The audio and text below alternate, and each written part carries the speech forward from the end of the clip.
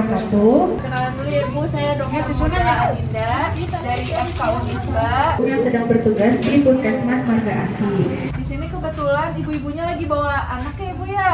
Ya, jadi di sini saya ingin mengedukasi dan melakukan penyuluhan sedikit tentang imunisasi. Semoga bermanfaat untuk Bapak dan Ibu ada di Puskesmas Marga Asih ini. Yang sebelumnya, apakah ada yang sudah tahu apa itu imunisasi? Sudah. Pada lengkap nggak imunisasinya? Lengkap, alhamdulillah kalau lengkap ya Bu ya. Ya, jadi imunisasi itu adalah bentuk upaya pembentukan kekebalan tubuh seseorang terhadap suatu penyakit.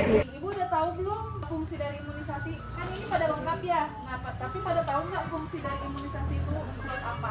Yang dimana secara umum ini bertujuan untuk menurunkan angka kesakitan, kematian, dan kecacatan akibat penyakit yang dapat dicegah dengan imunisasi. Kalau misalnya amit-amit gitu ya, udah diimunisasi tapi kena penyakit itu, tapi penyakitnya itu insya Allah penyakit itu tetap ringan. Apa aja sih penyakit yang dapat dicegah dari imunisasi?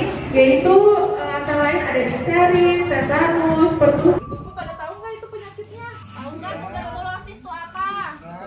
Batuk lama ya Bu ya, nggak sembuh-sembuh batuknya. Biasanya kan sama orang dewasa ya Ibu yang kena ya. Nah ini nanti kalau misalnya orang dewasa tersebut kena, terus misalnya ada anak-anaknya sistem kekebalannya itu jelek. Nah amit-amit nanti jadi kena gitu Bu, si anak-anaknya. Nah makanya fungsi dari imunisasi itu adalah mencegah supaya tidak terkena penyakit itu, ataupun kalau misalnya kena juga semoga aja penyakitnya itu ringan. Kan banyak ya bapak-bapak, ibu-ibu mungkin yang nantinya akan mempunyai cucu supaya nanti diingatkan kembali untuk dilakukan imunisasi. Karena kan untuk orang dewasa sendiri aja kita itu masih takut gitu ya untuk terkena penyakit. Padahal sistem kekebalan kita ini itu udah lebih tinggi ya daripada anak-anak. Nah, apalagi nih anak-anak ya takutnya sistem kekebalan tubuhnya itu menurun. Jadi makanya kita cegah dengan imunisasi gitu. Iya benar Ibu. Jadi karena kita kan belum kenal nih Bu sama si penyakitnya, si sistem imun kita ini.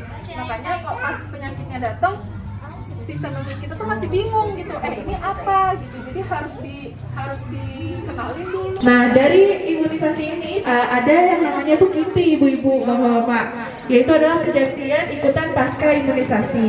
Jadi KIPI ini merupakan semua kejadian medik yang terjadi setelah imunisasi. Nah, nanti ini bapak-bapak, ibu-ibu yang nantinya setelah divaksin, apakah ada efek samping dari si vaksin itu? Itu termasuk dari KIPI, ibu-ibu. Jadi misalnya nyeri saat setelah divaksinasi atau nanti akan Disebabkan oleh bakteri Mycobacterium tuberculosis. Untuk gejala-gejalanya itu sama Bu, kayak demam, menggigil dan keringat pada malam hari. Biasanya itu yang paling sering itu pada malam hari. Terus sesak dan batuk lebih dari 3 minggu, jadi batuk-batuknya itu lama. Terus nafsu makan dan berat badan menurut Ibu sempat juga yang turun dulu ya. Nah, cara penularan TB itu ya hampir mirip Bu sama COVID. Jadi dari bicara kayak gini tuh bisa Ibu. Jadi Ibu sendiri juga harus hati-hati gitu kan, apalagi Ibu kerjanya kan di pasar ya Ibu ya. Terus lagi pengobatan juga, tapi kan ini udah pengobatan yang bulan ke-6. Terus kalau misalnya keluarganya mungkin orang terdekatnya, jadi Ibu juga bisa ngasih tahu ya yang tentang TB ini. Nah, untuk pemeriksaan di TB itu bisa di puskesmas Bu, dengan pemeriksaan dahak dan tes mantuk. Tes mantuk ini biasanya juga untuk dedenya udah diperiksa ya? Udah ya? Negatif ya? Iya.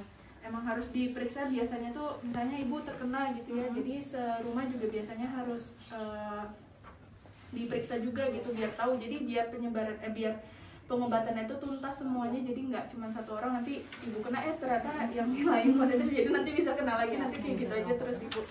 Nah ini kalau misalnya obat TB harus patuh ya Ibu ya, harus sampai tuntas, nggak boleh sampai nggak boleh sampai ada yang bolong gitu ya. Nanti kalau misalnya itu harus diulang lagi. Terus kalau misalnya keluar harus pakai masker. Kalau misalnya batuk, Ibu kalau cara batuk udah tahu ya Ibu ya, yang benar ya, dengan siku tinggal di batuk aja gitu ya Bu ya, jangan pakai tangan atau enggak, apalagi tangan kosong gitu ini. Atau enggak pakai tisu juga boleh Ibu. Jadi jangan langsung tangan gitu, saya takut nanti malah kena kayak yang lain. Terus kalau misalnya gunakan alat makannya itu sendiri dulu, tapi kan ini udah yang ini ya Ibu ya. Terus jangan meludah, yang paling bahaya jangan meludah di tempat sembarangan gitu ya. Mungkin di pasar mungkin Ibu terkenanya tuh dari ini, soalnya Kalau TB kan ini airborne ya Bu ya, jadi ya ya kita nggak ada yang tahu, apalagi kita nggak pakai masker kalau waktu itu kan masih rentan lah gitu ya Bu. Sebelum COVID ini Bu biasanya TB yang paling apa namanya penyakit nomor 1 yang menular gitu ya.